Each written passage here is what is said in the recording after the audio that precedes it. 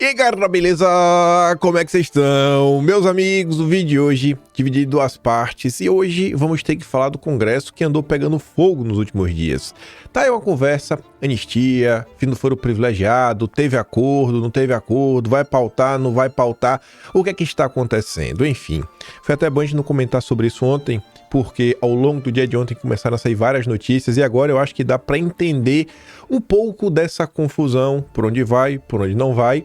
E no meio disso tudo, além das coisas que meio que ficam em aberto, tem muita coisa que já dá pra bater o martelo e pra conversar de forma séria. Enfim, tem muita coisa mesmo pra gente comentar, vamos tentar traçar uma certa linha do tempo, entender, olhar as confusões de bastidores que estão acontecendo, possíveis nuances, o papel da imprensa. Tem algumas coisas bem curiosas, inclusive os ataques coordenados da imprensa em torno da questão de falar que o que ocorreu, essa ocupação da direita das mesas diretora como um novo golpe, um prolongamento do 8 de janeiro. E por isso esses deputados têm que ser punidos. E a gente vai ter que lembrar algumas coisinhas que já aconteceram no passado. Aí na segunda parte, pela imagem, vocês já estão vendo, Lula, Eduardo Bolsonaro, Trump. Vamos falar das confusões internacionais, que também tem mais algumas coisas acontecendo, mais algumas figuras. Não quero adiantar porque eu não sei até onde vai dar pra gente ir no vídeo de hoje, então só vou deixar assim, né, como um indicativo. E a gente vai indo e vai vendo. Vamos adiantar que tem muita coisa mesmo no vídeo de hoje, aí dá tempo de comentar sobre tudo. Vejam só. Anteontem, 11 da noite, foi um dia que o bicho pegou mesmo no parlamento, vai ter obstrução total. O Hugo Mota falou que queria abrir sessão, a turma falou, não saio daqui ninguém me tira, vou ficar nessa cadeira. Aí o Hugo Mota foi, voltou e ficou nessa confusão toda. Em determinado momento, Sóstenes Cavalcante vai em direção ao escritório do Lira, né? Não é escritório, né? Como é que se fala? É escritório, basicamente, a sala que o Lira fica lá, para discutir contra as lideranças. Enfim, a turma saiu, tá ali, né?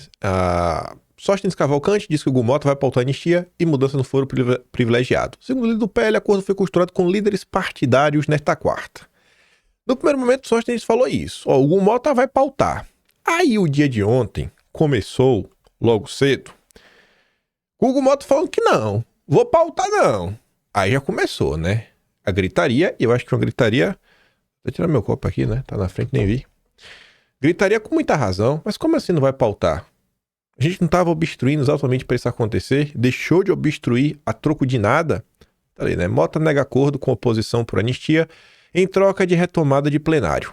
Essa presidência não negocia prerrogativas. Ele é o brabo, ele não cede para ninguém. Aí passou um tempinho, vejam o horário, 2h43, a matéria do Globo é de meio-dia. Sóstenes pede perdão a Mota e diz que não houve acordo por anistia. O líder do PL havia dito que o presidente teria se comprometido a pautar o projeto de fim do foro. Declara que a aliança foi feita com líderes partidários. Não, pedi desculpa. Aí o que é que acontece depois? 6 da tarde, valor econômico do Grupo Globo. Mota diz que pautará a anistia pelo 8 de janeiro se for decisão da maioria dos líderes na Câmara. Nesse momento aqui, você já deve estar se questionando, mas vai pautar ou não vai? O que fica aparecendo até aqui, e eu acho que quando você começar a ver mais algumas coisas que saíram ao longo do dia de ontem, talvez a matéria mais completa de todas foi essa da Malu Gaspar, que já saiu às 2 da tarde, que aí explica essa questão, inclusive, da anistia, que a tendência é realmente ter um acordo para ser pautada. Só que a galera não quer vender a história que o Mota arregou. Você não pode falar que o Mota arregou, você não pode falar que o Mota não consegue botar ordem na casa, que ele perdeu pro bolsonarismo. Você tem que entregar algum tipo de saída honrosa para ele. Tudo que essa matéria aqui deixa mais ou menos claro o que o Sóstenes falou, né? Declara que a aliança foi feita com líderes partidários. Aí alguma disse, se os líderes quiserem, eu pauto, porque aqui na casa a gente vota o que é de interesse da maioria. Tá aqui, né? O Hugo Mota admitiu que se a maioria dos líderes partidários quiser pautar a anistia, ele respeitará a vontade do colegiado. Segundo Mota, o projeto não foi pautado antes por uma decisão de uma maioria que representava mais de 400 deputados e a oposição voltará a trazer esse tema nas próximas reuniões. Então, a priori ficou isso daqui. Então, com isso mais ou menos em mente, vamos começar realmente a entender e nos aprofundar o assunto. O que foram essas últimas 48 horas? De obstrução, gritaria, dedos na cara, acordos, né, de bastidor, acordos que só tem a palavra, né? Ninguém vai reconhecer firma e não tem nenhuma obrigação, mas vamos observar como as coisas se darão nas próximas 2 semanas. Os bastidores e os participantes da reunião que excluiu Mota e encerrou crise na Câmara. Então veja só, né?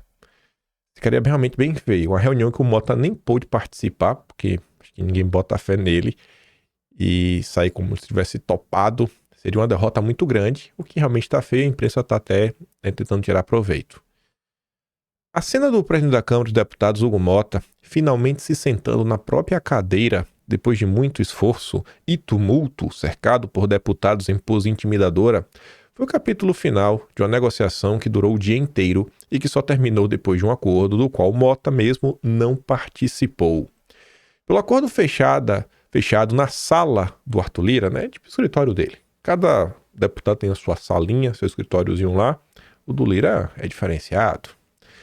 Os líderes dos partidos da oposição e do Centrão, PL, Novo, União Brasil, PP e PSD, combinaram que, para desocupar o plenário e devolver o comando à Mota, eles votariam na semana que vem uma emenda constitucional, acabando com o foro privilegiado dos parlamentares.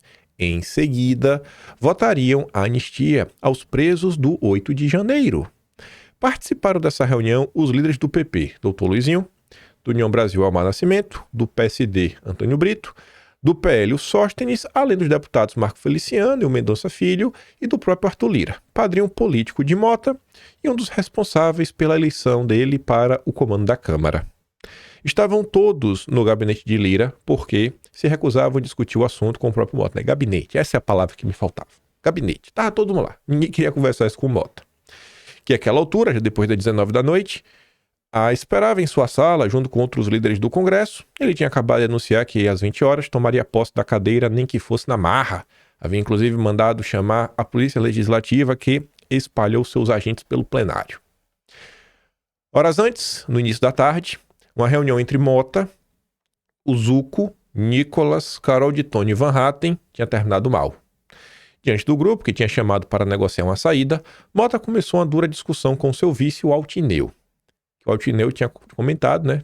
A quem acusou de ser desleal e desrespeitá-lo por ter dito que, assim que Mota se ausentasse do país, ele colocaria a anistia em votação. Ele pode fazer isso? Pode. Quando o presidente não está aí, quem assume é o vice, primeiro vice. Aí o Mota não gostou, se sentiu traído. Nesse encontro, Mota ainda argumentou que já tinha entendido pleitos importantes da oposição. Aí botou as fuleiragens, já lá, o do Ramagem, lá ajudei a suspender o processo, toda aquela ladainha furada, né? O que é isso perto do que está acontecendo? Isso aqui, no máximo, é uma cereja de um bolo, talvez o granulado. O caso da anistia, pelo amor de Deus, olha o que essas pessoas estão sofrendo só para dar base para a sustentação de uma ideia que houve um golpe de Estado. Porque como é que você vai falar que o Bolsonaro deu golpe de Estado? Deu com quem? Com que pessoas? Absurdo o que estão fazendo com o 8 de janeiro. E aí, obviamente, o grupo não aceitou, né? Desobstruir. Não, a gente quer mais. Queremos anistia. O grupo não aceitou, considerou-se uma tentativa de oposição e pediu ajuda ao Lira, a quem os bastidores chamam de pai da criança, em referência ao Mota. Isso aqui pega mal, né, gente? Você é eleito para presidir a Câmara e o povo começa a costurar coisas por cima de você, com outras pessoas, por causa que você não manda em nada. Você meio que sai desmoralizado, né? Querendo ou não de uma coisa dessa. O Lira, então, colocou na mesa a proposta de votar o fim do foro privilegiado, que agrada não só os bolsonaristas, como também os deputados do Centrão, e argumentou que, tendo derrubado o foro, seria mais fácil conseguir os votos para a anistia, uma vez que os deputados se sentiriam mais livres para votar sem medo de represálias do Supremo. No vídeo de ontem, se vocês escutarem, eu tô falando sobre isso daqui por alto, não mostrei nenhuma matéria, e eu falei, olha gente, eu não sei se vão pautar a anistia, mas o fim do foro, para mim, passa porque é do interesse do Centrão. Comentei isso, né? É bem fácil de ver.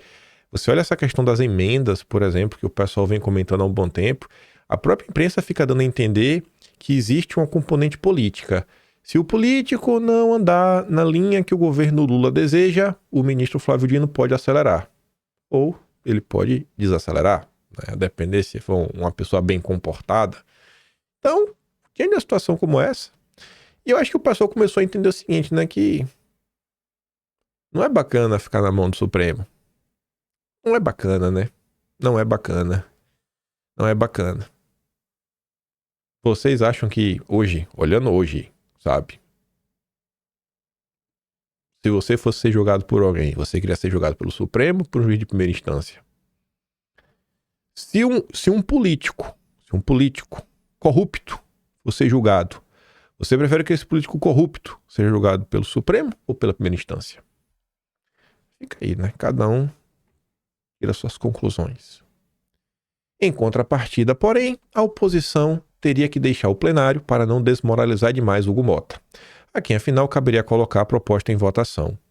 A conclusão unânime foi que, embora considerado fraco, ou exatamente por isso, Mota precisaria ser preservado para não cair no colo do governo, sabe? A turma expôs demais o Mota ontem. Segundo relatos de participantes da reunião, o Valdemar, Ciro Nogueira e o Rueda, né, os presidentes do PP, União e do PL, foram consultados e deram aval ao acordo. Como juntos esses partidos, mais o PSD e o Novo, têm 247 votos, considerou-se que havia ali maioria para colocar essas pautas em votação. Eu acho que tem, né? Não sei porque o Republicanos também não tá nessa, né? Grande Marcos Pereira, partido da Igreja Universal também, né? Só aí Hugo Mota foi comunicado do que se passara e deixou sua sala em direção à mesa, no movimento transmitido ao vivo pela TV Câmara. Antes, porém, disse que não gostaria de sair do episódio como alguém que havia se rendido à oposição, entendeu? Não quero parecer que eu me rendi e que não confirmaria nenhum acordo. Aí agora eu acho que faz um pouco mais de sentido o pedido de desculpa do Sóstenes, né? E ele falar que não pautou nada. O cara tem o ego inflado, né? Político, tem um ego inflado. Isso significa que ele vai pautar anistia? Não faço a mínima ideia. Não faço a mínima ideia. O foro eu acho que vai. A anistia eu não sei. O foro eu acho que vai. O foro eu realmente acho que vai. Mesmo assim, ainda houve um princípio de tumulto quando o Hugo chegou para assumir a sua cadeira, que Van Hatten estava aboletado. A resistência do deputado e a agressividade do que estavam em volta chegaram a fazer o Hugo recuar. Só quando Van Hatten foi convencido por doutor Luizinho a sair dali, é que Mota voltou e sentou-se na cadeira da presidência. Sem conseguir articular direito nenhum discurso, né? Disse algumas frases dispersas, abriu a sessão, que furou 18 minutos e não voltou nada. Depois disse aos mais próximos que não tinha feito acordo nenhum, o que afinal era verdade, mas que não representava sinal de força. Bem antes, pelo contrário. Folha de São Paulo traz um complemento, a questão da Malu Gaspar. Acho que ela tá bem coesa, bem explicadinho nos pormenores. Quero entender o que aconteceu. Acho que aquela nota resume basicamente tudo. Mas o Daniele Brant, lá na Folha de São Paulo, comenta: acordo para liberar a mesa da Câmara incluiu discussão sobre aumentar a blindagem de deputados. Não vai trazer nada novo. Vai falar um pouco mais sobre a questão do foro. Só que o interessante dessa matéria é ver a cachorrada que são os jornalistas do consórcio, né? A cachorragem da imprensa. Comece no título, né? Na manchete, ó. Aumentar blindagem de deputados. Essa expressão, gente, dá a entender o quê? Na cabeça das pessoas que não acompanham política. Que existe um grande acordão que é negativo para a sociedade, que você vai proteger bandidos. Não é isso? Blindagem é isso. Se proteger, né? Aí você começa a ler a matéria. A negociação para liberar a mesa diretora da Câmara passou pela discussão sobre prerrogativas parlamentares e como aumentar a blindagem de deputados. De novo, né? Você vê. E aí coloca, né? Diante de uma queixa, principalmente da direita. Ah, essa direita quer ser blindada. Ela quer fugir da justiça. Só que aí agora você começa a ver que blindagem é essa. Sobre a dificuldade de exercerem plenamente seu direito de livre expressão segundo líderes partidários. Vamos pensar então como seria uma manchete mais apropriada. Acordo para liberar a mesa da Câmara inclui discussão sobre garantir a livre expressão de deputados. Não seria mais justo uma manchete como essa? Você não estaria falando diretamente do pleito em questão? Parabéns aí, Daniele Brant. Você realmente mostra que está apta a trabalhar para o consórcio. Você trabalha para o mal, para desinformar. A reclamação se ancora em alguns episódios como o indiciamento do deputado Marcel Van Hatten pela PF em processo envolvendo discursos no plenário da Câmara contra o delegado Fábio Chó. Os parlamentares querem deixar mais explícito o limite da imunidade parlamentar, que já é protegida pela Constituição, mas que, na avaliação deles, precisa ser rediscutida para acabar essas situações. Apesar da queixa se dar principalmente na direita, deputados de centro e de esquerda também demonstram preocupação com as prerrogativas parlamentares. Essa insatisfação se somou a outras, como a discussão sobre o projeto de anistia, que poderia beneficiar Bolsonaro, e também as ações sobre emendas parlamentares no Supremo. O movimento da avaliação de líderes próximos a Hugo Mota fez o presidente da Câmara perder o controle da situação, levando a obstrução bolsonarista da pauta da casa por 30 horas. Segundo um deles, o paraibano aprendeu da pior forma o que é comandar a Câmara. A Atsuki colocou aqui 3 notas que eu acho que corroboram para essa história que o Mota não queria sair fragilizado e que talvez essa possa ter sido a razão dele falar que não tem acordo nenhum e do Sóstenes pedir desculpa. Veja a imprensa mexer com o brio, a vaidade de um homem. Veja esse homem fraco sucumbir diante da possibilidade de ter sua persona pública trincada. Veja outro homem ter que desmentir a narrativa, né? Mota chantageado, criada pela imprensa, e pedir perdão por nada, apenas para preservar a imagem do fraco. Veja a desmoralização provocada pela própria fraqueza do fraco. Aí tá ali. Mota demonstra fraqueza diante de pressão bolsonarista, avaliam deputados. Matéria do UOL, 11 da manhã de ontem. Líder do PL diz que não houve acordo por anistia e pede perdão a Mota. Destacou aqui. Negou acordo com Mota e afirmou que combinou apenas com líderes. O presidente Hugo Mota não foi chantageado por nós. O Sóstenes teve que falar isso, né? Por fim, líderes escanteiam Mota, recorrem à Lira e costuram acordo para blindar parlamentares da justiça. Blindar parlamentares. Irmão, vem cá. Blindar parlamentar é você criar uma imunidade a tudo, a ponto do parlamentar não poder ser investigado. Ele pode roubar e assim ele não será investigado. Não existe blindagem. O que existe é garantir a liberdade de expressão dos deputados, que deveria ser para todos os brasileiros, mas já ficou mostrado aí que não muda nada. E além disso, garantir, a única coisa que você está fazendo é, você está mudando que o julgamento dele, ao invés de ser no Supremo, será na primeira instância. Então, a imprensa está falando o quê? Que a primeira instância é um bando de juízes corruptos, vendidos, ineptos? O que é que a imprensa tenta comentar, né? O que a imprensa quer sugerir quando fala sobre tudo isso, né? É um absurdo. Só quer colocar na primeira instância.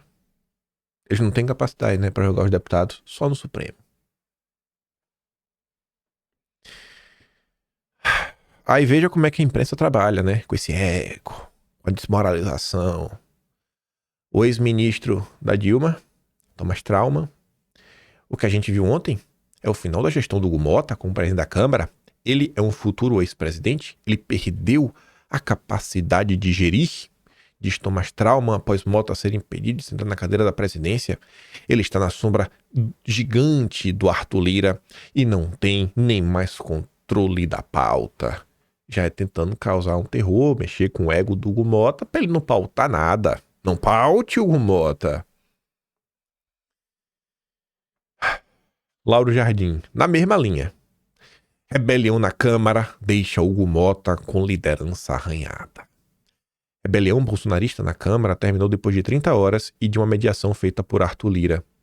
Só terminou após Mota ter se submetido ao vexame de tentar por longos 6 minutos se sentar na cadeira de presidente da Câmara e não conseguir, pois Van Hatten não respeitou sua autoridade. Simplesmente não saiu de onde estava. Mota foi obrigado a dar meia volta e retornar humilhado ao seu gabinete. Com apenas 6 meses como presidente da Câmara, Mota revela-se um líder fraco e Lira reaparece como grande força da casa. Hugo Mota tem, em meio a um tumulto institucional enorme, uma missão urgente. Precisa mostrar que sua presidência não acabou nesta semana. E como é que ele mostra que a presidência dele não acabou? Não pautando o fim do foro privilegiado, não pautando a anistia. A imprensa é uma miséria, né? Olha para isso daqui. Isso aqui é uma pérola. Essa nota é sensacional. De onde que você não espera nada é de onde não vai sair nada mesmo. Valdemar ficou contrariado com a ocupação bolsonarista no Congresso. Valdemar não gostou disso, não. Valdemar não é a favor de nada disso. A estratégia bolsonarista de ocupar os plenários teve a oposição de 2 importantes caciques do PL, o Valdemar e o Altineu também. Segundo membros do partido de Bolsonaro ouvidos pela coluna, Valdemar não concordou com a estratégia de impedir o funcionamento das duas casas.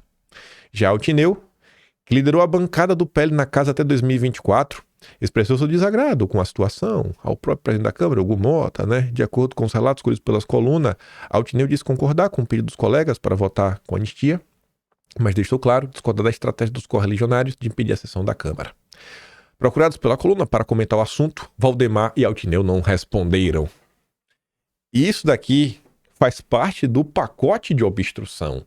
Parabéns, deputados do PL, por irem atrás do Metrópolis, plantar uma notinha para largar na cara desse pilantra do Valdemar. É assim que se faz.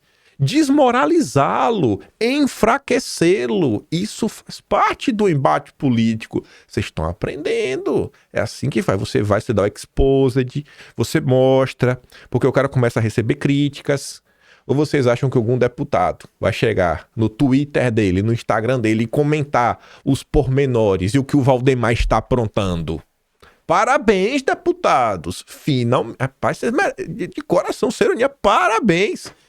Se vocês começarem a utilizar a imprensa, sabe? Porque é isso que o Centrão faz, que a esquerda faz. Aquela da Mônica Bergamo, né? Alexandre de Moraes está isolado. A gente até vai comentar sobre isso já. O Mário Sabino vai comentar sobre esse assunto. Então você utiliza a imprensa porque você não quer se queimar. Aí você fala, não fui eu. Valdemar, eu jamais falaria mal de você, Valdemar. Eu jamais falaria mal do Duda Lima. E aí você vai contando. Você vai enfraquecendo por dentro, você vai aumentando a pressão contrária. Força o cara a voltar pra casinha. Força o cara a ceder. Tem que expor a podridão mesmo.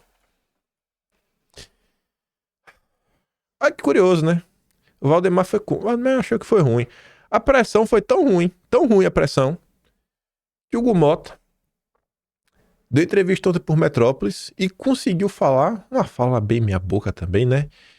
E pode ser que existam exageros no caso do Bolsonaro. Pelo menos a defesa de Bolsonaro aponta que tem alguns exageros, né? O Gadelha e o Zuc até colocam ali, né? Junto com a Marlena Teixeira. Mota afirmou que no caso de Bolsonaro há diversos pontos de vista. De um lado, segundo o deputado, essa defesa do ex-presidente citando exageros que o Supremo tem cometido, né? Do outro tem que defender a corte. É muito. E essa obstrução dos parlamentares, matéria na imprensa, bolsonaristas montam força-tarefa com escala para ocupar a mesa da Câmara até dia 12. Até dia 12. O pessoal fez uma parada séria. Pra valer. E veja só, essa imagem, a Folha de São Paulo conseguiu. Conseguiu como? Não foi no Google. Mais uma vez, ou um jornalista teve interesse de ir atrás para tentar entender, ou talvez a própria oposição mandou. Mandou para mandar recado. Falou, a gente tem estratégia, vocês estão achando que é brincadeira, a gente vai ficar aqui até dia 12. A gente vai ficar aqui até dia 12. Tá aqui, ó. O que é que você acha que tem um peso maior? O que é que você acha que amedronta mais o Hugo Mota? Ficar na cadeira e falar, eu só saio daqui dia 12. Ou falar, eu só saio daqui até dia 12 e olha aqui, ó. A gente já tem uma planilha dos turnos. Quem que vai ficar sentado na cadeira? O que você acha que tem mais efeito? O cara vai pra coisa e falar, rapaz, peraí, mano, os caras têm que ir até o turno. Os caras já sabem sabe com quem vai, quem não vai. Rapaz, realmente os caras estão falando sério, né? Isso aqui passa uma seriedade maior. Veja que quando o pessoal se organiza, trabalha, faz um negócio realmente organizado, você chega em algum lugar, né? Você chega em algum lugar. E quem falou muito bem sobre isso, em 5 pequenos parágrafos, foi o Renato. Sem dúvida, a promessa de pautar a anistia é algo relevante que merece atenção. E por que merece atenção essa promessa? Porque não foi concessão. Não foi uma concessão. Ô, Hugo Mota, poxa, ô líderes, ô Lira, pô, me ajuda aí, velho. Pô, vamos pautar a anistia. Ah, beleza, eu sou bonzinho, vou te ajudar. Não foi uma concessão. Foi efeito da obstrução bem articulada, pressão coordenada da direita e um desgaste institucional que se agravou rápido demais. Essa promessa que pode ser só uma promessa, que pode não ser cumprida, ela não foi conseguida por boa vontade, foi na unha. Foi na unha. Finalmente vocês da direita foram lá. Vocês tomaram isso. Falou, é meu. Sério, velho. Pelo amor, eu fiquei feliz nos últimos dias, sabe? Não só eu, diversas pessoas ficaram felizes. Eu acho que é isso que a população espera dos deputados. Cara, parabéns mesmo. Todos vocês aí que participaram disso, de coração, velho. Não foi um negócio aqui de uma única pessoa. Não foi só os deputados também que estão no Brasil. É um conjunto de fatores. Cara, isso é direita. Isso é a tal união da direita. Pô, essa união da direita eu defendo. Parabéns, bicho. De coração mesmo, parabéns.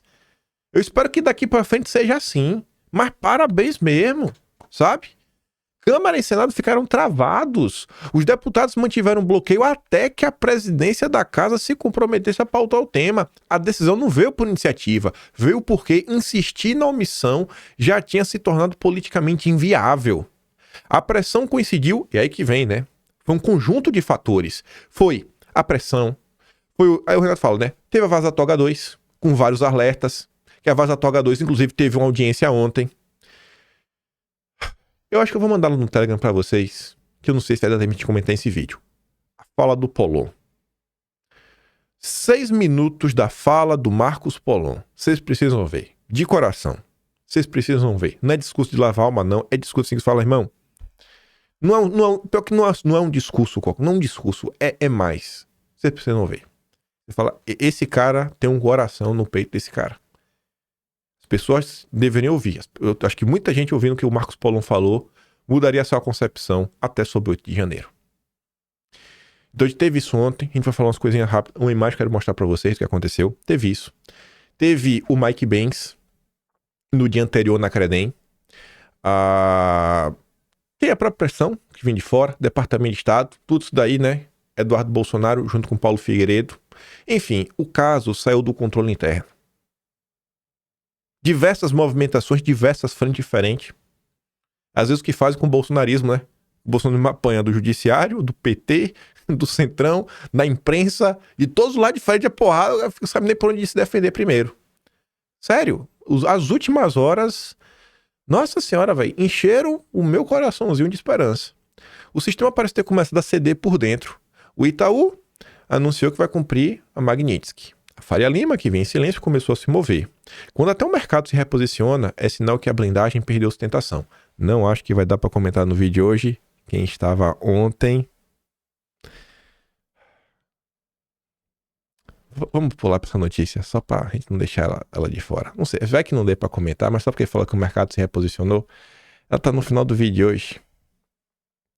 Tá no final do vídeo hoje. Pera aí. Cadê? Aqui. Olha só. Vamos pular pro final do vídeo hoje. O encontro de um banqueiro com o chefe de gabinete de Lula. Quem é que tava em Brasília ontem? O Dedé. Ontem não, desculpa. Dia 5, na terça. O Dedé foi a Brasília. Fala dele. E curioso que a SECOM precisou negar que o Dedé e o Marcola discutiram qualquer assunto relativo ao ministro Alexandre de Moraes ou à corte. Não falamos do judiciário. Beleza. Isso aí, né? Eu também não falo do que foram conversar. Mas não foi sobre o judiciário não, viu? Fala do Dedé. A Faria Lima tá observando o que tá acontecendo. A anistia entrou na pauta porque houve força. Política real sustentada com método. Isso não resolve tudo, mas mostra que o sistema ainda responde quando pressionado com inteligência. Sobre sistema, teve um debate aí nos últimos dias. Meu amigo, gosto dele, Daniel Meurin, contra o Breno Altman. Acho que o Daniel Meurin mandou bem em diversos momentos. E aí o cirista, trabalhista, defensor aí enfim, né, uma esquerda mais brisolista, juitulista, enfim. Felipe Tami fez um react. E aí, em determinado momento do vídeo, o vídeo completo, ele daria quase uns 10 minutos. Aí eu peguei só o final. O Meurin lá no debate chega pro Breno e fala assim, ó, irmão, Vocês ficam falando de revolução, revolução, revolução. Não tem nada hoje no Brasil mais revolucionário, no sentido assim de peitar, né, o Estado burguês, do que o bolsonarismo. O Bolsonaro é a maior força que bate de frente com o Estado burguês. Aí o Breno Altman começou a dar risada, ha, dá lata, já aperta pra ele, blá blá blá, ha. Aí o Tami parou, pensou assim, lá, rapaz, acho que o Miorim tem razão, viu? E ele vai perguntar pro chat da própria live dele o que é que eles acham do bolsonarismo ser hoje a maior força antissistema deste país. Vamos ver o que a esquerda pensa sobre nós, né? A esquerda que olha a coisa de uma forma minimamente justa. Deixa eu fazer a pergunta agora, sério mesmo. Eu não sei a resposta, mas eu quero saber eu quero saber a resposta de vocês aí. Hoje, na sociedade brasileira, quem tem mais capacidade de sim fazer uma insurgência contra o Estado estabelecido? Nós, os progressistas, de uma forma geral, os trabalhistas, os marxistas, os esquerda liberal, ou os bolsonaristas? Quem? E a dita extrema-direita? Quem tem mais capacidade hoje de se insurgir contra o Estado estabelecido? Contra a ordem estabelecida? Ele agora vai esperar o chat. Pergunta honesta mesmo assim, tô de meme não. Pergunta honesta. Aí vai, ó. Calma. Infelizmente os bolsonaristas... é duro você pensar isso, né, cara? Falhamos. Falhamos,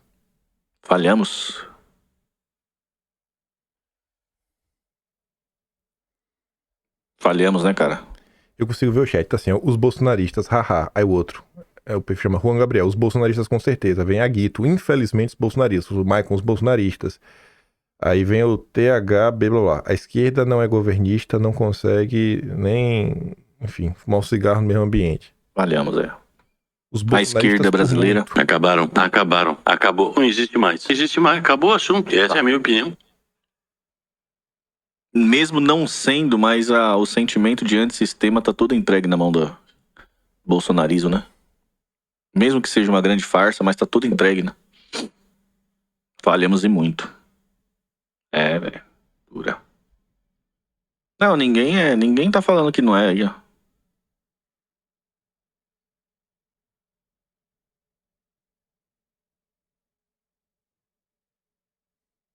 Aí segue lendo o chat. Duro. Duro, né? Vamos ver aí, pessoal. Humberto Matos. Duro, né, Felipe? No dia que tu tiver um pouco mais de humildade para analisar o bolsonarismo de verdade, sem chavões, sem espantalhos, no dia que tu parar de achar que o bolsonarismo é aqueles malucos que o povo bota para debater com o Jones Manuel, que aí é até esculhambação, né? 20 contra 1, aí pega 20 malucos. No dia que tu parar, cara, tu tiver humildade, sabe? Tiver com esse coração aberto para ouvir, é capaz de tu até virar bolsonarista, né? Não sei o que, tá bom, mano. Vida que segue. Aí para falar de antissistema, nada melhor do que falar do MBL, né? Que é a representação do sistema. Quem estava ao lado do PT? Kataguiri. Fala dele. É sempre ele. Devemos fazer o contrário de paralisar o Congresso. O que aconteceu no final? Quem estava certo? Quem paralisou ou não? Aí o Fernando Holliday, que era do MBL, Fernando Holliday ontem, inclusive, chamou pra mão, assim, pra mão não, chamou pra língua, né, um debate lá no Vilela. Vilela falou que faria e o Kataguiri arregou. O Holliday falou, eu tô lá no MBL desde o início. Vamos lá, eu sei o que rolou. Vamos lá.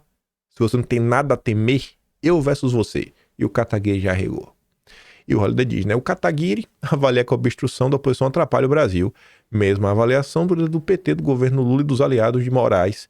E ainda há quem dê espaço para essa gente em nome da união da direita. Pois é, né, Holliday? Pois é, né? Aí o Kataguiri, em resposta, gravou um vídeo falando que não é ele que apoiou Augusto Aras. 2025 os caras ainda estão presos no Aras. na lava-toga, mas a lava-toga não fui eu que melei a lava-toga. Sabe, um papo de maluco que você vê que no dia que os pais tiverem controle sobre o conteúdo que seus filhos, adolescentes consomem, você acabou com a base do MBL. No dia que o pai fala, meu filho, peraí, calma aí, não é por aí, começar a mostrar pro menino como é a vida real, acabou. Acabou. É a bala dos malucos que comem meleca, toma leite com pera, tá em casa e que vai indo. Você vê o perfil, e normalmente a esquerda e o MBL compartilham de uma coisa. Quando seus militantes vão envelhecendo, se não forem canalhas, se tornam de direita, né? Tendência mais conservadora. Olha, eu não vou falar nada. Acho que essa imagem já diz tudo. Isso aqui é um caso. A dona Jusilene, ela não tinha contado pra quem dividia a sala com ela porque ela tava sendo condenada. Quando a turma descobriu porque ela foi condenada, foi pelo Rio de Janeiro, ela recebeu isso daí, né? Esse tratamento, você consegue enxergar aí como é que tá o olho dela. É isso que tá acontecendo no Brasil. Quando passar esse período, vai ter gente que eu nunca mais vou conseguir comentar. Por bem ou por mal, eu nunca mais vou conseguir conversar com determinadas pessoas. Pelo posicionamento que elas tiveram durante o que estava acontecendo, sabe? São linhas assim que, ó bicho, não é sobre esquerda e direita, sabe? Não é sobre o ser humano. É sobre o ser humano. E aí vocês estão vendo esse tipo de coisa e tem gente que fica aí pagando de louco como se tudo tivesse na maior normalidade possível. Um exemplo é o Ciro Nogueira, que cada dia eu suporto menos este cara. Dá pra nascer alguém mais oportunista. Fui lá na Globo ontem. Aí vai lá o Otávio Guedes. Como parlamentar experimentado, o senhor acredita que está na hora de começar a refletir e ter alguma punição ao que o Ulisses Guimarães chamava de bancada do hospício? O Pedro Figueiredo trouxe aqui a informação. O presidente da Câmara foi impedido de chegar à cadeira por um deputado que botou a perna, atravessou a perna e falou, daqui você não passa. Sim, não está na hora de começar a punir, repito, usando os termos do Ulisses Guimarães, a bancada do hospício?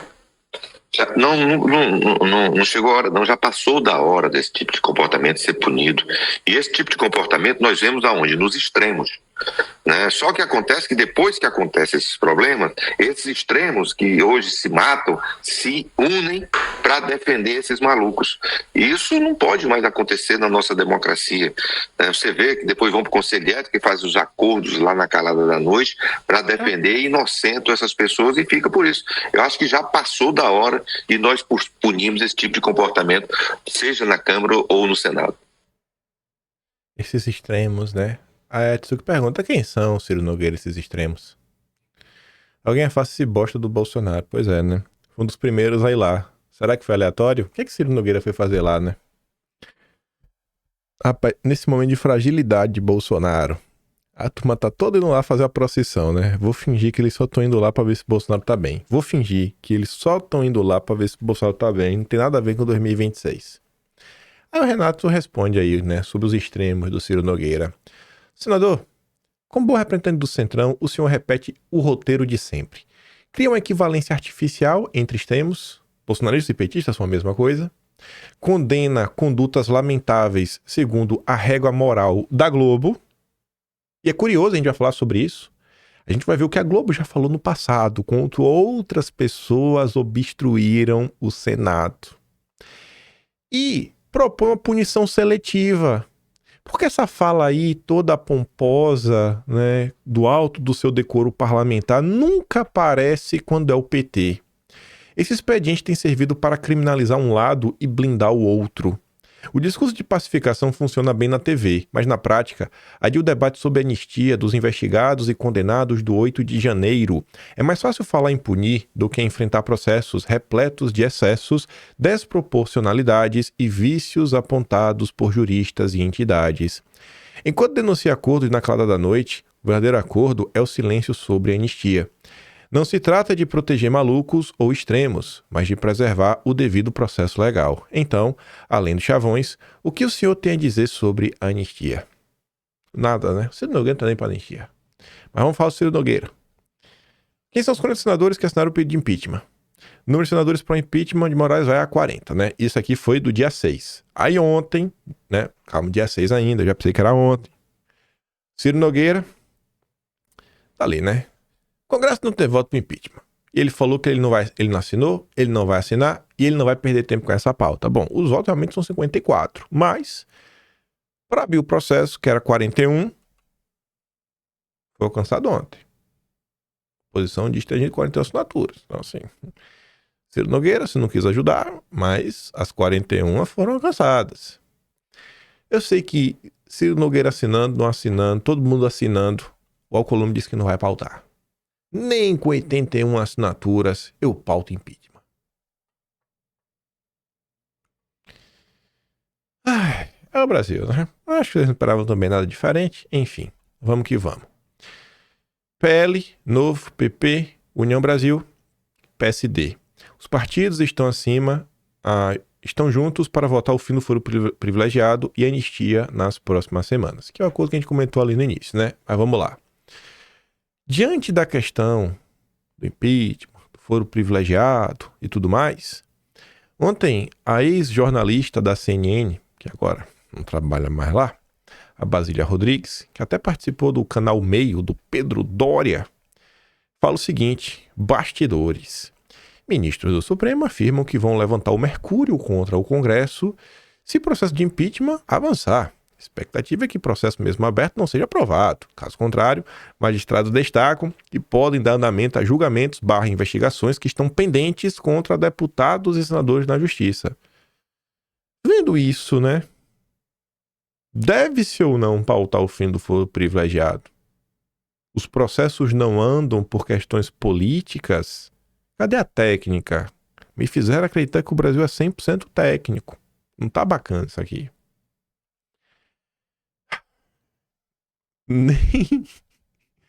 Nem foi aprovado e a turma tá falando que a PGR quer limitar a aplicação de alcance, né, do foro privilegiado. Rapaz, tá bom, né? Vamos ver. Vamos ver. Mas como é que o pessoal derrube tudo, né? Você vê que a turma realmente tá preocupada sempre com essa questão de foro privilegiado. Aí vamos voltar. Falar do papel da imprensa e narrativas. Ainda no dia 5, começa. Bolsonaristas tentam golpe no legislativo para dar golpe no judiciário. Tudo é golpe, como diz ali o Evandro. Tudo é golpe, menos o aparelho judiciário para perseguir opositores e tirá-los do processo eleitoral. Viva a democracia relativa da esquerda. Aí você vem pro dia de hoje, já, 3 da manhã. Os maiores golpistas do Brasil, a família Mesquita, dona do Estadão, fala do que eles conhecem muito bem. Golpismo explícito. A punição dos que sequestraram o Congresso a título de livrar a cara de Bolsonaro tem de ser exemplar, não se pode premiar com leniência quem atenta contra o funcionamento de um poder. Aí vai, ó, só o primeiro parágrafo. O país assistiu estarrecido. Você estava estarrecido? Eu não estava. Eu acho que a maior parte do país não estava estarrecido. Ninguém estava estarrecido. Ninguém ficou estarrecido. Ninguém, só vocês. Ao sequestro das mesas diretoras da Câmara e do Senado por parlamentares bolsonaristas que decidiram rasgar o regimento de ambas as casas, afrontar a Constituição e manchar a história do Congresso fazendo um refém de uma chantagem. Vem cá, quem já fez coisa muito pior rasgando a Constituição não foram os parlamentares. E eu nunca vi esse discursinho. Eu nunca vi. Que fuleiragem, hein?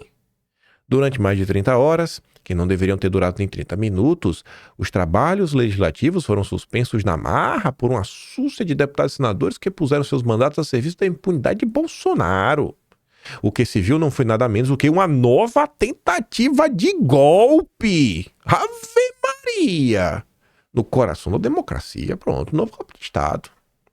Aí vem o mesmo discursinho, ó, você vê o carro do briefing. Golpe dos 2 dias no Congresso mostra sequestro como tática dos reaças. Rapaz, parece até que o Estadão copiou o texto do Reinaldo Azevedo, né? Porque esse aqui é de ontem, foi publicado antes. O Estadão copiou o texto do Reinaldo Azevedo. Ou foi o Reinaldo Azevedo que escreveu o editorial do Estadão? Aí vem Eduardo Braga, do MDB. Tivemos nesta semana a continuação do 8 de janeiro. Pronto. É o golpe do golpe. O golpe pausa, 2 altos, já brincou de pega-pega, né? 2 altos, né? Vamos voltar agora, pega o golpe de novo, eita o golpe. Aí curioso que na mesma entrevista que esse exímio senador fala isso, ele disse que o MDB no Senado quer apoiar o Lula em 2026, oh meu Deus, a CNN chamou um petista. Petista não, que é o MDB, chamou um lulista pra falar sobre os eventos. Aí eu pergunto pra vocês, brasileiros e quem me entende na língua que eu falo, se bem que agora tem dublagem automática, né? Você que está me assistindo agora, como é que você se sente? Ou melhor, como você vê a imprensa? Observando que Estadão, Reinaldo Azevedo, Eduardo Braga tentam te vender a história que é um golpe de Estado, que é uma coisa que nunca antes na história deste país aconteceu algo similar. E você vê o Poder 360, que é do consórcio. Lembrando que Alcolumbre, crítico da atual obstrução, tomou a mesa diretora por 7 horas em 2019 para garantir comando da casa em disputa com Renan Calheiros. O Congresso não se levantou até que sua manobra fosse exitosa. Mas como assim? Por que aqui não foi golpe de Estado? Por que aqui não foi um golpe contra a instituição? Aí você vê a Globo, dos nossos golpistinhas também. Olha que matéria sensacional, rapaz. A Fátima Bezerra, atualmente, né, governadora no Rio Grande do Norte, tá ali sentada. A Gleisi vai aparecer nesse vídeo, mas eu só botei esse frame aqui. Aparece a Gleisi, aparecem nomes conhecidos. Escute isso daqui. Do PSB se juntou às senadoras que pediram quentinhas e almoçaram ali mesmo. Fizeram transmissões do que estava ocorrendo usando os celulares. Durante a tarde, senadoras como Cátia Abreu, do PMDB, se revezaram na mesa. Deputados de oposição também apareceram. As senadoras disseram que só sairiam de lá com a garantia que fossem votadas mudanças no texto para obrigar que a matéria voltasse para a Câmara para uma nova votação, atrasando assim a sanção presidencial. Só sai daqui quando mudar. Matéria da Globo. Desligaram também as luzes do parlamento, como você vê aí. Na época já tinha celular, sabe? Deixa eu ver aqui um frame aqui que fique bonitinho. Esse filme aqui tá ruim. Eu vou botar aqui assim, ó. Dá pra ver. Enfim, tudo escuro, só vê uma luz lá no fundo. E aí, bicho, por que isso aqui podia? Porque é do PT, né? Porque era do PT. Aí esse é o momento que a imprensa não entende, né? Que eles mentem. Aí vem alguém da extrema direita e mostra para as pessoas o que já aconteceu no passado. E as pessoas ainda possuem a capacidade de raciocinar. Ela fala, mas peraí, quando é o PT, a imprensa aplaude. Quando é o PT, é de boa. Quando é o PT, não é golpe. Mas quando é para fazer com que senhoras de 62 anos de idade que estão apanhando na cadeia, sendo maltratadas, torturadas, sejam soltos, aí a imprensa chama isso de golpe? Pera aí, pô, o que é que a imprensa tá fazendo? O que é que tá acontecendo nesse país? Aí o povo vira da extrema direita, né? Outro caso maravilhoso, faz o L, e essa foto foi ele que colocou, viu? Ele tem orgulho de fazer o L, até porque ele é petista, deputado federal pelo PT. Ele acionou, né, o Raymond, ele acionou o Conselho Tutelar contra a Júlia Zanata. Porque a Júlia Zanata estava amamentando a sua filha, rapaz. Não pode. Aí você vê, né? A Thalíria Petroni tá ali fazendo o quê? O que é que a Thalíria Petroni tem no colo? É impressão minha ou é a filha bebê dela? É muita hipocrisia, né, gente? Rapaz, velho. Que viagem é essa, né?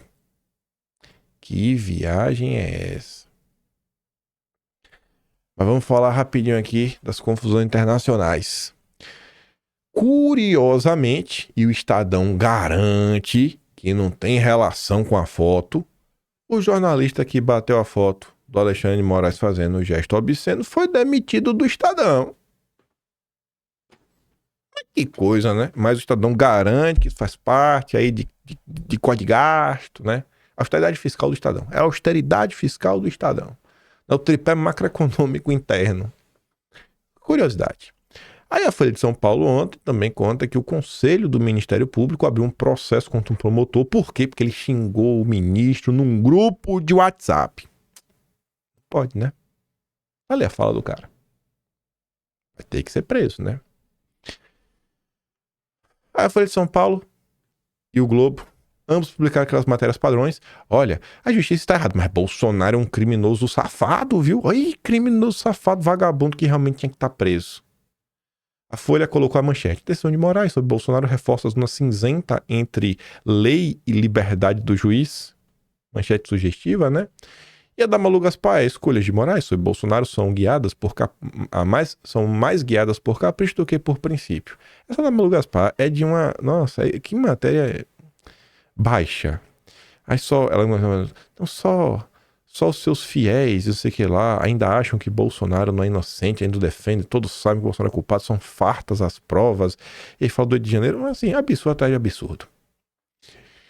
Ontem também, curiosamente, a OAB publicou uma nota. É um padrão, mas foi menos descarado do que essas matérias da imprensa. O AB diz que não pode se calar diante de excessos, e defende pacto entre os três poderes pela pacificação do país. Que pacificação, cara? Vocês só querem não calar a boca, vocês não querem resolver nada. Mas enfim, notinha de repúdio, né? É necessário reafirmar que medidas penais, especialmente as que limitam a liberdade, devem ser adotadas com fundamento inquestionável e com pleno respeito às garantias constitucionais, inclusive o direito à liberdade de expressão. Eu acho que a OAB só publicou isso daqui porque o ex-presidente da OAB, o Felipe Santa Cruz, defendeu que o Bolsonaro tomasse, né, uma bala na nuca. Aí eles se sentiram mal para falar, não, a gente não é igual o Felipe Santa Cruz, não. A gestão do Beto Simonetti é diferente. A OAB não avalia a culpa ou a inocência de envolvidos, mas ela, para que sejam julgados de acordo com o devido processo legal, sem isso, abrem-se precedentes perigosos que podem amanhã atingir qualquer direção política e ideológica.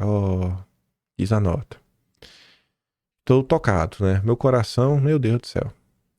Aí quem escreveu um textinho mais curioso foi o Mário Sabino, que acho que tá perdendo a paciência com seus colegas de imprensa, no ritmo que tá, daqui a pouco ele vira bolsonarista. Acho que ele vai pagar a língua, né? Talvez ele esteja muito contaminado com o Maynard, ou talvez ele olhe aí que olha pro Cláudio Dantas, né? Tava comigo, bastou o Cláudio Dantas dar 2 gritos contra Lula, tudo mais, pô, já virou bolsonarista, né? Já ganhou até audiência. Talvez, vou seguir o caminho do Cláudio Dantas. Já percebi que a direita abraça qualquer um que grita fora Lula. O Simão Bacamarte da democracia brasileira. Em recente movimento da democracia nacional, Alexandre de Moraes irritou colegas, né, seus, ao decretar a prisão de Bolsonaro sem avisá-los. Ele recebeu recados via imprensa, como a nota da Folha, publicada anteontem, segundo a qual prisão de Bolsonaro irrita ministros do Supremo, isola Moraes e pode ser reconsiderada. É prática recorrente entre ministros do tribunal a de mandar recados via imprensa, assim como é hábito também que o ministro responsável por mandar o recado apareça depois para dizer que o destinatário da mensagem conta com total apoio dele e dos outros. Todo mundo te apoia. O ministro prendeu Bolsonaro à sua maneira discricionária, para dizer o mínimo, porque acha que pode tudo. Inclusive emitir ordens de censura nebulosas que lhe permitam atuar nas zonas de sombra deixadas pelos seus despachos. A batalha entre os que pensam que cogitar um crime não é praticar um crime e os que creem que basta cogitar para ser criminoso foi perdida faz tempo pelos primeiros, entre os quais o que eu me incluo. Ele não acha que é crime? Sem que se precise acreditar que Bolsonaro é um democrata. A questão já deixou de ser essa. O que se tem agora é um ministro que passou a ter convicção de que é mesmo paladino da democracia brasileira, conforme a narrativa oficial, e que nessa condição heróica não tem de dar satisfação a nada e a ninguém, seja a Constituição, seja o Código de Processo Penal, sejam os próprios colegas de tribunal. As circunstâncias brasileiras também pouco importam para ele. Moraes decretou a prisão domiciliar de Bolsonaro como ato de desafio ao seu nêmesis Donald Trump, em momento no qual empresários nacionais procuram conter o tarifaço do presidente americano, separando o aspecto comercial do político. Os maiores responsáveis pelas liberdades tomadas por Alexandre de Moraes são principalmente os demais ministros do Supremo, que tem-se a ver com a personalidade incontrastável dele. E olha o que o Mário Sabino finalmente assume. Também cabe à imprensa grande dose de culpa ao ecoar estridentemente a narrativa oficial.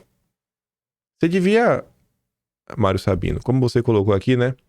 Entre os quais eu me incluo, você devia colocar aqui a narrativa oficial, vírgula, entre os quais eu me incluo. Vai esquecer o que você fez no antagonista. Vai esquecer do papel do antagonista, né? Não dá, né? Não vamos aqui brincar de louco.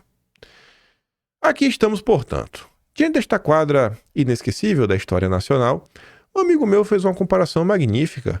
Moraes é Simão Bacamarte, personagem de O Alienista de Machado de Assis. Relembro. O Bacamarte, né, médico e cientista, abre o Hospício Casa Verde e Itaguaí. E ao observar o comportamento dos habitantes da cidade, classifica quase todos os habitantes da cidade como loucos. Até que ao questionar os limites entre sanidade e loucura, ele conclui que louco é ele, por não perceber que a norma é loucura e a sanidade é exceção. Simão Bacamarte dá alta, então, aos seus pacientes e se interna no hospício que abriu. Troca-se loucura por democracia. Talvez Alexandre um dia se dê conta que, ao considerar tanta gente antidemocrática e ao atropelar a Constituição a pretexto de defender a democracia, o antidemocrático é ele. Sobre a questão, a gente comentou no vídeo ontem, né? Ela falou, vou regulamentar a mídia, se não quiser que vá embora, que eu sou brabo, falando lá para enganar a militância. Professor Nildorix, membro da Revolução Socialista, né? Acho que ele é de esquerda. Revolução Socialista. Mr. Geraldo Alckmin. O vice anuncia agora no Jornal Nacional que Big Techs, terras raras, tudo está na negociação. Esse vídeo tucano é tão entreguista quanto o Lula. Alguém da Silude tá ralando isso no Jornal Nacional, né? Tu acha mesmo que o Lula vai peitar as Big Techs? O Lula vai. Se vai. Oh, meu Deus do céu, velho. Quem se ilude com o discurso do Lula, que não percebeu que tem que olhar as ações concretas, tem que olhar onde estão, né, as verdadeiras movimentações por parte do governo. O Lula vai peitar porcaria nenhuma. E a gente tem a matéria que eu já comentei, né? O Dedé, a gente já falou lá atrás. O Dedé foi lá na terça. Se encontrou com o Marcola, né? Que é o chefe de gabinete do Lula. Ele não fala nada do judiciário não, viu, gente? Que viagem, viu, essa matéria. Que viagem. O Dedé é demais, viu? Eita, que o Dedé é demais. A Globo News levou o Roberto Azevedo, que era do MC, contratado aí pela turma da da área privada, né? Empresários, para tentar negociar com as tarifas. E a Tsuki bem escreve, né? Nesse caso do Brasil, nós temos uma dimensão política muito grande, muito importante. A gente não pode ignorar essa dimensão política. Acho que o Azevedo já está cansado de explicar isso. Mônica, tudo depende da maneira como você apresenta as coisas, né? Da narrativa. A narrativa, nós temos, nesse caso de Brasil e Estados Unidos, nós temos uma dimensão política muito grande, muito importante, né? Então a gente não pode ignorar essa dimensão política. Ela é diferente da dimensão política que existe entre China e Estados Unidos. É diferente das relações políticas ou da dimensão política da relação entre Estados Unidos e Canadá, ou Estados Unidos e México. É diferente. Então tudo depende muito da forma como nós apresentamos os nossos movimentos, as nossas ações. É natural que, nesse momento, os países, o Brasil, sem dúvida, esteja procurando mitigar os riscos e os efeitos do tarifaço. Então, buscar outros mercados, procurar outras parcerias comerciais, outros espaços de cooperação econômica, isso não é apenas natural, isso é esperado, né? Qualquer país, em sã consciência, estaria adotando uma estratégia de diversificação. Agora, se você adota essa estratégia de diversificação com um discurso antagônico, de dizer não quero mais fazer negócios com esse país aqui, eles não são mais parceiros confiáveis, eu agora vou fazer acordos com aqueles que são mais próximos, aqueles que não sei. É um discurso muito ruim. Pois é, né? Não vai chegar a lugar nenhum, aí se depender de Lula. E aqui, basicamente, chegando nos finalmente, eu tava pra fechar o vídeo hoje. Eu passei no Twitter ver essa postagem, né? A Embaixada dos Estados Unidos repostou o oficial sênior, né, do Departamento de Estado, a tradução oficial da embaixada, né? O ministro Moraes é o principal arquiteto da censura e perseguição contra Bolsonaro e seus apoiadores. Seus flagrantes violações de direitos humanos resultaram em sanções pela Magnitsky determinadas pelo presidente Trump. Os aliados de Moraes no judiciário e em outras esferas estão avisados para não apoiar nem facilitar a conta de Moraes. Estamos monitorando a situação de perto. A André Luiz, do VBTR, comenta: manifestação completamente inaceitável? Já passou da hora do Itamaraty dar uma resposta a esse tipo de descalabro? E é bom para certo tipo de direita e de esquerda entenderem o real significado do Tio Sam. O André se coloca como um nacionalista, só dessa forma. E é o danialismo cultural, que não é um bolsonarista, também se coloca meio como um nacionalista. Eu vejo que o nome que ele defende até para 2016 é o Caiado. Ele fala o seguinte, ó: se sua mãe estiver sendo assaltada e aparecer um americano que deu um corretivo, né, no criminoso que está assaltando tua mãe, você vai ficar ao lado do assaltante para defender a soberania dele de poder roubar, já que ele é um compatriota? Não, como assim? Deixa o assaltante aí em paz. Você tá entendendo o que ele tá tentando falar, né? Enfim, não vou explicar muito isso mais não, que já tá o suficiente. Enfim, deu tempo de comentar sobre tudo que tinha planejado. Vamos ver, né? Ainda tem assuntos em aberto que, se a gente não comentar em vídeo, vai parar no Atlas. Em especial a questão da Vaza Toga, né? Que teve aí audiência ontem. E a própria matéria em si, né? A matéria original lá do Agop Schellenberger, o Eli Vieira também. Mas por hoje é isso. Vou mandar pra vocês os vídeos que eu dei play. Vou procurar o vídeo do Polon, eu sei onde é que tá. Vou mandar pra vocês dar uma olhada lá. Assista lá, velho, o vídeo do Polon. Sabe? Por mais deputados com esse tipo de comportamento. Parabéns pela oposição. De verdade. Quando vocês querem, vocês conseguem se organizar. O provado é agora, né? Acho que essa foi a maior movimentação da oposição desde 1º de janeiro de 2023. Foi um conjunto de fatores, né? Tudo acontecendo. Brasil lá fora, pressão interna, audiências, gente até se acorrentando, o pessoal se acorrentou, né? Mas é isso.